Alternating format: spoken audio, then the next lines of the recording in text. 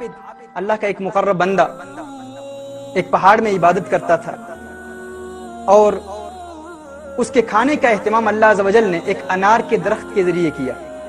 ایک انار کا درخت اس پہاڑ، اس کی عبادتگاہ جہاں وہ عبادت کرتا تھا، اس پہاڑ کے ساتھ ہی ایک انار کا درخت تھا۔ ہر روز اللہ عز و جل اسے 3 انار عطا فرماتا، وہ 3 انار کھا لیتا، اور وہی اس کی روزی تھی، وہی اس کا رزق تھا، اور وہی اس کے لیے کفایت کر جاتا۔ اللہ عز و جل کو امتحان منظور ہوا، اور اللہ عز و جل نے اس کا امتحان لینے کے لیے ایک دن انار نہیں عطا فرمایا۔ اس نے صبر کیا، دوسرے دن پھر اللہ عز و جل نے انار نہیں عطا فرمایا، دوسرے دن پھر اس نے صبر کیا، تیسرے دن اللہ عز و جل نے اسے پھر انار کی نعمت سے محروم رکھا۔ امتحان لے رہا تھا اس کا رب۔ اب وہ بھوک سے نڈھال ہو کر، پریشانی میں مبتلا ہو کر، بہت زیادہ گھبراہٹ محسوس کرتے ہوئے اس پہاڑ سے نکل آیا۔ نیچے آتا ہے تو ایک غیر مسلم کا گھر ہے، اس غیر مسلم کے گھر پر دستک دیتا ہے، اسلام کے منکر کے گھر پر دستک دیتا ہے، اور بھیک مانگتا ہے، سوال کرتا ہے۔ اس غیر مسلم نے اسے 4 روٹیاں دی۔ وہ 4 روٹیاں لے کر جب اس کے گھر سے باہر نکلتا ہے تو اس غیر مسلم کا کتا اس عابد پر بھونکتا ہے۔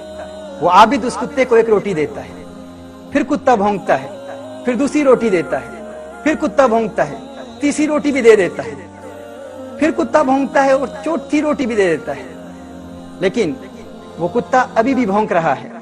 ناظرین کرام، اس عابد نے اس کتے کو دیکھ کر کہا، تو کیسا لالچی کتا ہے، تجھے شرم نہیں آتی کہ میں تیرے مالک کے دروازے پر بھیک مانگنے کے لیے آیا تھا، تیرے مالک کے دروازے پر میں نے دستک دی، تیرے مالک نے مجھے بھیک دی، 4 روٹیاں دی، 4 روٹیاں تو کھا گیا اور ابھی بھی بھونک رہا ہے۔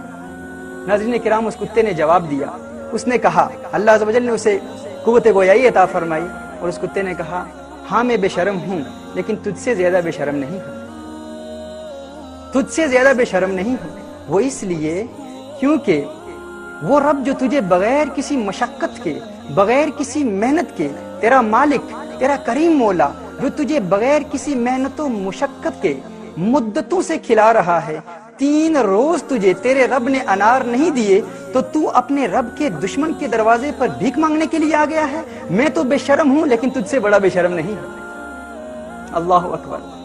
ناظرین کرام، یہ کتا اس عابد کو سبق سکھا رہا ہے اور بتا رہا ہے کہ میں تو بے شرم ہوں، لیکن تو فرق دیکھ کہ میں نے اپنے مالک کے دروازے پر بھیک مانگنے والے سے روٹیاں لی ہیں، لیکن تو ایسا بے شرم ہے کہ تو اپنے مالک کے دشمن کے دروازے پر آ کر بھیک مانگ رہا ہے۔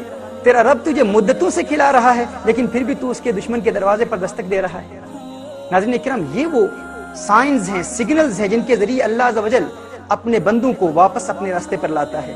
اگر ان کے قدم لڑکھڑا جائیں، اگر وہ بہک جائیں راستے سے، حقیقت کے راستے سے دور بھی ہو جائیں، تو اللہ عز و جل اپنے مقرب بندوں کو ان سگنلز کے ذریعے، ان سائنز کے ذریعے واپس اپنے راستے پر لاتا ہے۔